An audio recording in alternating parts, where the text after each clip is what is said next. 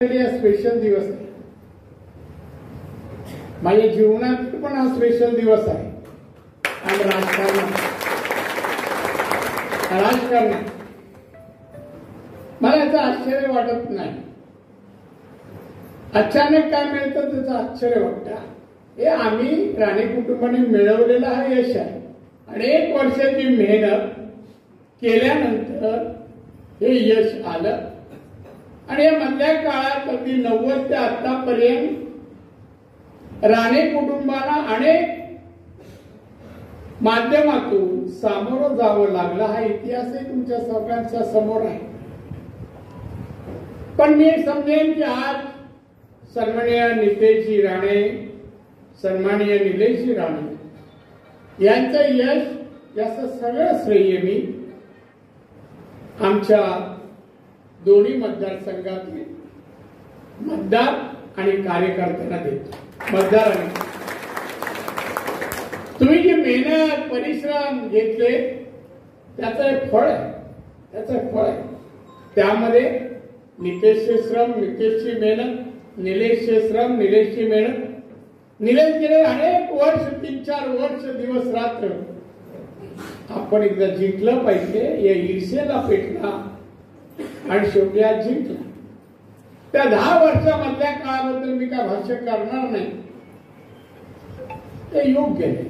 अपयशाची उजळणी करू नये, यशाची उजळणी करावी या मताचा मी आहे. आणि म्हणून या दोघांनी फार मेहनत घेतली. हे काही सोपी गोष्ट नाही. एखाद्या आमदार एखाद्या मतदारसंघात पद मिळवलं, नितीशने हॅट्रिक केली, मंत्रीपद मिळवलं. हे मिळताना अनेक पत्रकार लिहित असतील, निलेश बद्दल लिहित असतील की पहिल्याच दिवशी अधिवेशनात निलेश 3-3दा बोलला. 3 वेळा महत्वाचं नाहीये काय बोलला, कसं बोलला, कुठल्या शैलीत बोलला आणि जनतेच्या प्रश्नाला कसं न्याय देण्यासाठी बोलला याचा सर्वांनी विचार करा. यापूर्वी का झालं नाही? 10 वर्षाचा काळ.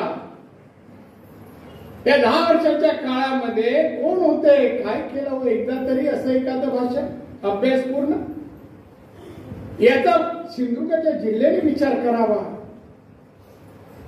जर त्या पदाला लायक, योग्य, पात्र माणूस असेल तर जनतेचे प्रश्न सुटतात, जनतेला न्याय मिळतो आणि तिथे विकास झालेला दिसतो. आणि त्यामुळे हा निकाल यावर्षी विधानसभेचा माझ्यासाठी अतिशय आनंददायी, माझ्यासाठी, माझ्या पत्नीसाठी अतिशय आनंद. आमच्या घरात अतिशय चांगलं वातावरण आणि त्यामुळे जास्त आनंद मला वाटतो या जिल्ह्यात आल्यानंतर. अधिवेशनामुळे मध्ये येऊ शकलो नाही. परवाच अधिवेशन शुक्रवारी संपलं आणि लगेच मी त्याच दिवशी मुंबईला आल्यानंतर त्याला पहिलं सिंधुदुर्गात जाऊया. त्याला लोकांना इथले कार्यकर्ते प्रेमळ आहेत, आपल्या प्रेम करतात, काही करायची त्यांची तयारी असते. पाहून मी खरं भारावून जातो. यासाठी कौतुकासाठी माझ्याकडे मराठी भाषेतले शब्द नाहीत, खरंच नाहीये. ही कुठली भाषा शैली वापरायमुळे वापरलेले शब्द नाहीये. मी अनेक ठिकाणी भारी बोलतो, भारी. आणि म्हणून हे आज हे श्रेय आहे दोघांचं. एक तुम्ही मंत्री बनवायला, तुम्ही सरकारला भाग पाडणारे लोक हा जिल्ह्यातले, आणि दुसरा आमदार इथे आम्हाला असा आमदार हवा. सांग, दोन्ही वेल क्वालिफाईड आहे. दोघेही परदेशात शिकून आले. ते कुठे काही करू शकत होते, एवढे इंटेलिजंट आहेत. पण तरी नाही, आम्हाला सिंधुदुर्गातल्या लोकांचे ऋण फेडायचे. सिंधुदुर्ग महाराष्ट्रात एक विकसित राज्य बनवायचं आहे, सिंधुदुर्ग जिल्हा बनवायचा आहे. महाराष्ट्रात सिंधुदुर्ग जिल्हा एक विकसित समृद्ध जिल्हा बनवायचा आहे.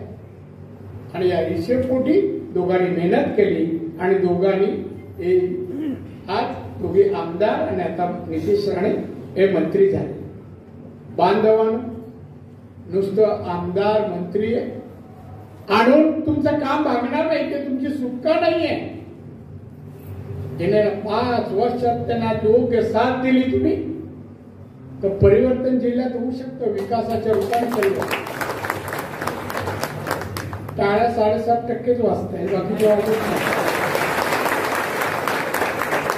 माझं लक्षात एकूण एवढ्याच वाजल्या मुलींना माझे काय आनंद सगळ्यांचा आहे, मग टाळ्या सगळ्यांच्या व्हायला बरोबर ना. आणि म्हणून बंधू भगिनींनो आणि माझे मित्र हो, हा आनंदाचा क्षण.